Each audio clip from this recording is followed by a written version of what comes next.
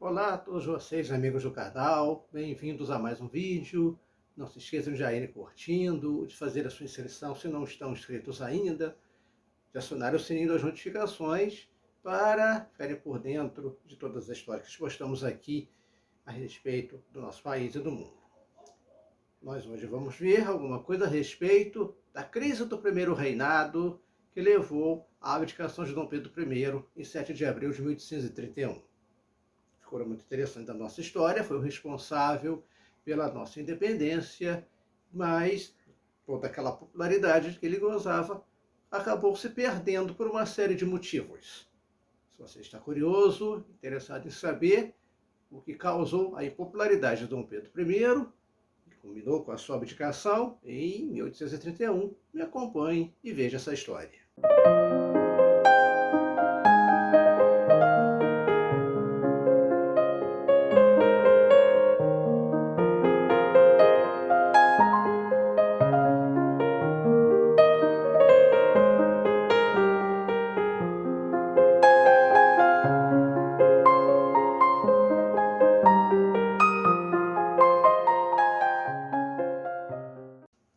No nosso último vídeo falamos a respeito da Confederação do Equador, como esse movimento ocorreu em Pernambuco e algumas outras províncias do Nordeste, provocou um desgaste na figura de Dom Pedro I, que já não estava muito bem desde a dissolução da Assembleia Constituinte de 1823 e a outorga da Constituição de 1824.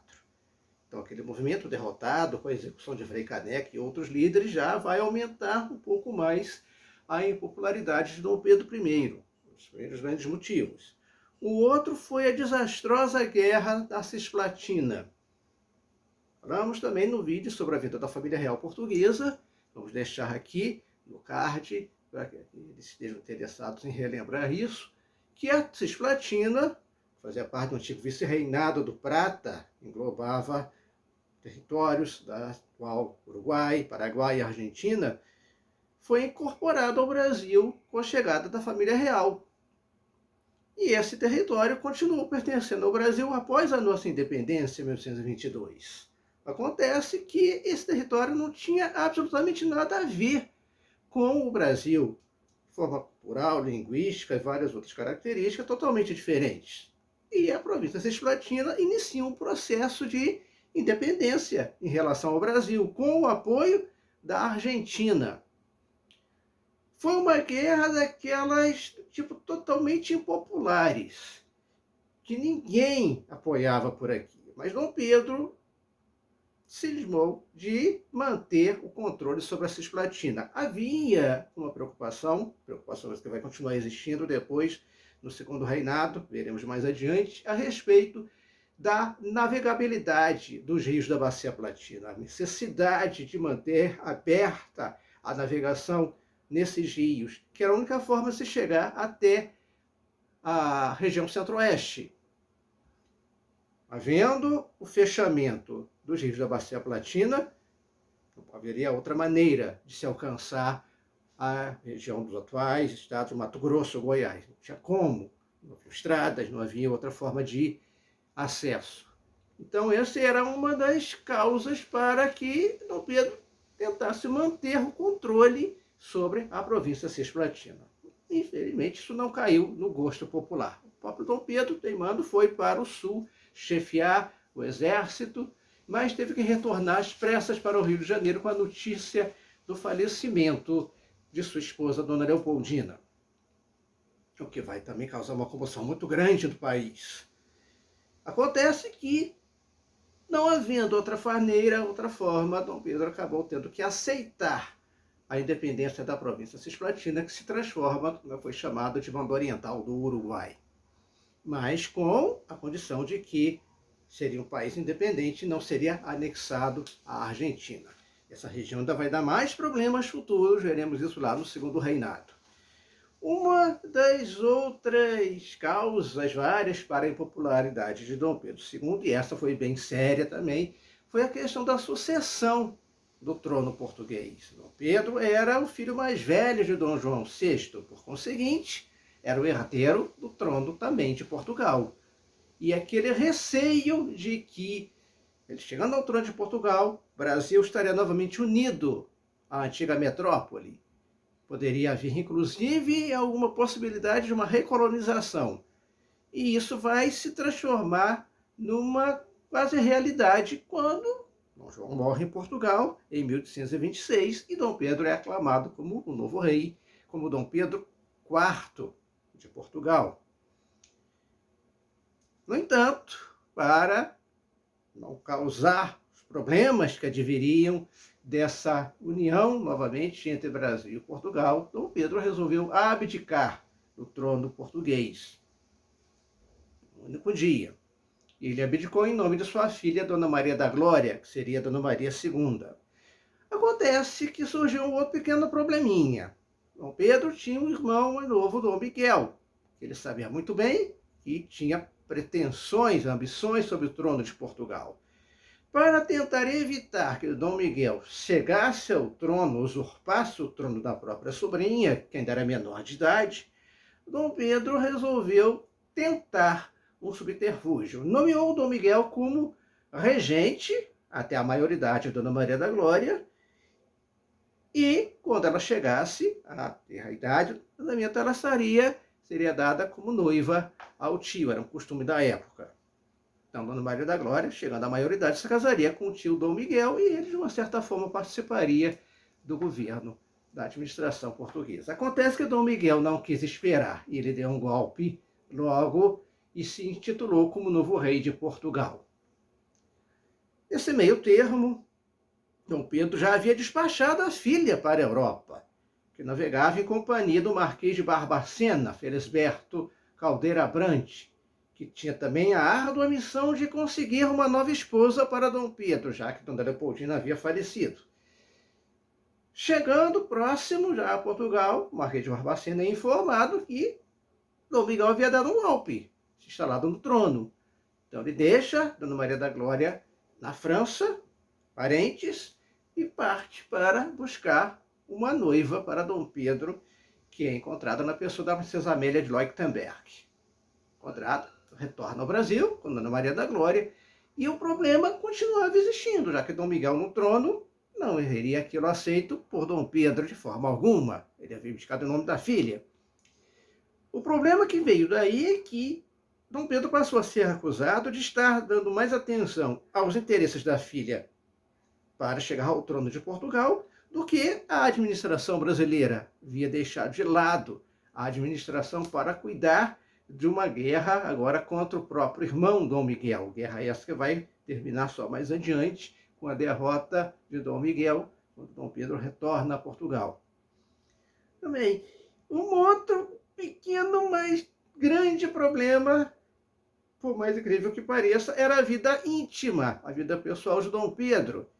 Muito falado, muito conhecido, né? Suas famosas amantes, entre as quais a mais conhecida de todas, a mais famosa de todas elas, Domitila de Castro Canto e Melo, a Marquesa de Santos. Inclusive, esse livro aqui, muito interessante, é uma coletânea das cartas trocadas entre Dom Pedro e a Marquesa de Santos, com o nome ilustrativo de Titília e o Demonão. Era o apelido carinhoso que eles se davam nessas cartas. Pelo apelido, não precisamos entrar em detalhes, mas a respeito do que rolava entre esses dois. Ele teve outras, obviamente, inclusive a própria irmã da Marquesa de Santos era amante dele, a Baronesa de Sorocaba. E uma série de outras lá teve vários filhos. Acontece que Dom Pedro mesmo, sendo um galinha de marca maior, ele era bom pai, ele reconheceu todos os filhos. Todos os filhos que ele tinha, ele reconheceu. Com a primeira esposa, Dona Leopoldina, com a Marquesa de Santos, com a Baronesa de Sorocaba, com as outras amantes, e com a princesa Amélia, também teve uma filha, e reconheceu todos os filhos dos casamentos, obviamente, e também com as amantes. Pelo menos bom pai ele foi. Numa época, inclusive, diga-se de passagem, que não havia teste de DNA. Né? Século XIX, é óbvio que não existia. Mas ele reconheceu todos os filhos que teve com todas essas amantes. Mas isso servia para desgastar a sua imagem. Porque um imperador que não chegava a se dar ao respeito com todos esses casos, Inclusive, havia uma definição, um dos antigos professores de Dom Pedro, um padre muito conhecido na época, muito afamado, que falou que Dom Pedro era um vulcão prestes a entrar em erupção. Acho particularmente aqui que ele já estava em erupção há muito tempo, mas vamos deixar isso para lá. Uma outra causa, a ação dos jornais de oposição, principalmente a Malagueta, a Aurora Fluminense, a Astreia. A Aurora Fluminense, inclusive, era de propriedade de Evaristo da Veiga, que havia sido o autor dos chamados versos patrióticos, que são a origem do que nós chamamos hoje de hino da independência, que na época se constituíram com o hino nacional brasileiro. O hino nacional brasileiro, no século XIX, durante o Império, é o que nós chamamos hoje do hino da independência. Que depois nós vamos falar uma curiosidade aqui sobre o atual hino nacional que nós temos aí. E essa oposição da imprensa vai gerar depois o assassinato de um jornalista paulista chamado Líbero Badaró, que era de extrema oposição a Dom Pedro. O crime que não foi devidamente solucionado, mas caiu como uma luva para que a oposição continuasse em cima do imperador. Teria alguma coisa a ver com isso? Provavelmente não, mas algum dos seus aliados talvez tenham ordenado esse assassinato. Uma outra causa, já externa, a Revolução de 1830 na França, que levou à abdicação do rei Carlos X, irmão de Luís XVI, que havia perdido a cabeça na Revolução Francesa. E Carlos X tinha a ideia fixa de retornar ao absolutismo numa época em que não havia isso, a menor possibilidade de acontecer isso. Ele queria dar marcha ré na história, digamos assim. E quando ele abdicou em 1830, no meio de uma revolução liberal, aquilo serviu de incentivo por aqui. O mesmo poderia acontecer no Brasil, como de fato, no ano seguinte, Dom Pedro também vem a abdicar do trono. A crise final ocorre no ano de 1831. Finalzinho de 1830 ainda, Dom Pedro resolveu fazer uma visita à província das Minas Gerais, a fim de obter apoio. Foi para lá, inclusive acompanhado da segunda esposa, Dona Amélia. E ele, no entanto, foi recebido de forma fria pelos mineiros, inclusive com as igrejas tocando o sino como para finados. Decepcionado com aquilo, ele resolve retornar ao Rio de Janeiro em março de 1931. Os portugueses, e haviam muitos ainda no Rio de Janeiro, existia uma grande quantidade de portugueses por aqui, principalmente comerciantes, resolveram fazer uma recepção para alegrar o imperador. E ainda acontecia uma série de probleminhas envolvendo portugueses e brasileiros. Aconteceu as famosas operações mata-marinheiros. Marinheiros, como os brasileiros chamavam de forma depreciativa os portugueses que aqui moravam. Então, no dia 13 de março, quando estávamos preparando essa recepção, houve o episódio da Noite das Garrafadas, no qual os brasileiros, com a ideia de impedir a recepção de Dom Pedro, partem para cima dos portugueses, que revidam, e os dois lados utilizando garrafas como armas. Por isso ficou conhecido como Noite das Garrafadas. A insatisfação era cada vez maior no país. Uma tentativa de conter essa insatisfação, em 19 de março, Dom Pedro resolveu nomear um ministério composto por políticos novos, todos brasileiros, que fosse do agrado popular. É o chamado Ministério Brasileiro que assumiu. No entanto, os distúrbios continuavam. Não havia como impedir aquilo. Até que, em 5 de abril, Dom Pedro, vendo que não havia resolvido coisa nenhuma, a nomeação desse ministério, demitiu o Ministério dos Brasileiros e nomeou um outro, que ficou conhecido como Ministério dos Marqueses, que foram identificados como políticos favoráveis, aliados de Dom Pedro. Foi exatamente isso que vai ser a causa final para a queda, a abdicação de Dom Pedro. No dia 6 de maio de 1831, o povo se reuniu no campo da Aclamação, no Rio de Janeiro, e depois foi chamado para Praça da República, exigindo a volta do Ministério Brasileiro. O brigadeiro Francisco de Lima e Silva, aquele mesmo que havia comandado o exército contra a Confederação do Equador, pediu que Dom Pedro reconsiderasse, que chamasse de volta o Ministério Brasileiro, e ele não atendeu ao pedido.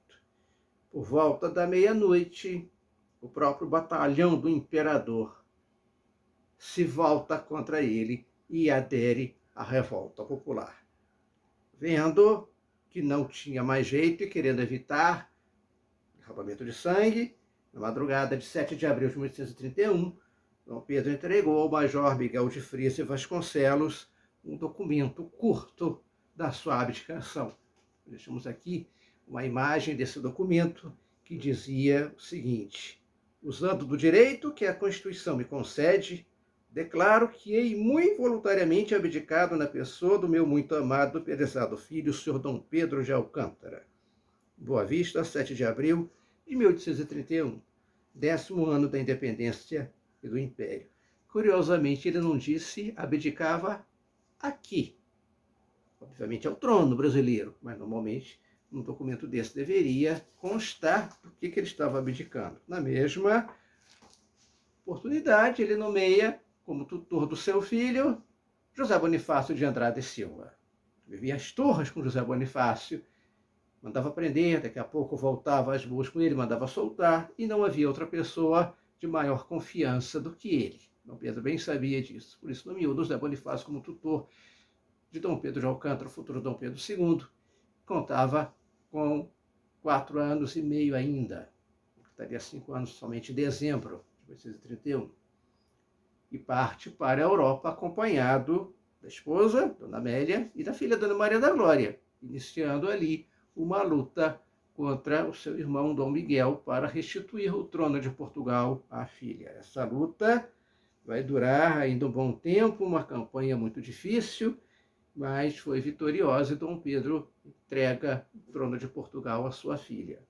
Em 1834, aos 36 anos de idade, devido à dura vida que levou nos campos de batalha e também as doitadas que ele passava por aqui, né, as aventuras amorosas, Dom Pedro veio a falecer no Palácio de Queluz, em Portugal, também curiosamente no mesmo quarto que havia nascido. O Brasil agora estava sob o império de Dom Pedro II, que não tinha ainda 5 anos de idade. Quem vai governar o país? Isso é assunto de um próximo vídeo. Como havia dito, a questão do nosso hino nacional é muito curiosa. No dia 7 de abril, por ocasião da abdicação de Dom Pedro I, foi composto um hino que ficou conhecido como hino 7 de abril, o hino da abdicação, que caiu no gosto popular e passou a ser considerado como um segundo hino nacional. A melodia é do nosso hino nacional atual. A letra que foi modificada com o tempo. Mais adiante, em 1840, quando Dom Pedro II é coroado, foi feita uma nova letra nesse mesmo hino, passou a ser chamado de hino da coroação de Dom Pedro II. E mais tarde, com a República, por gosto popular, o hino se manteve.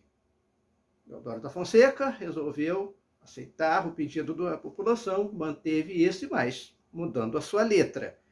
Isso, aí surgiu a letra atual do nosso hino nacional. Eu vou deixar aqui nos comentários também o link do hino 7 de abril para aqueles que não conhecem terem o desejo de ouvir a sua letra original, a primeira letra que foi feita para o nosso atual hino nacional. Se vocês gostaram desse vídeo, não se esqueçam de curtir aqui, de compartilhar, de fazer o seu comentário a respeito. Você conhecia o hino 7 de abril? Já tinham ouvido falar dessa história? E até o nosso próximo vídeo.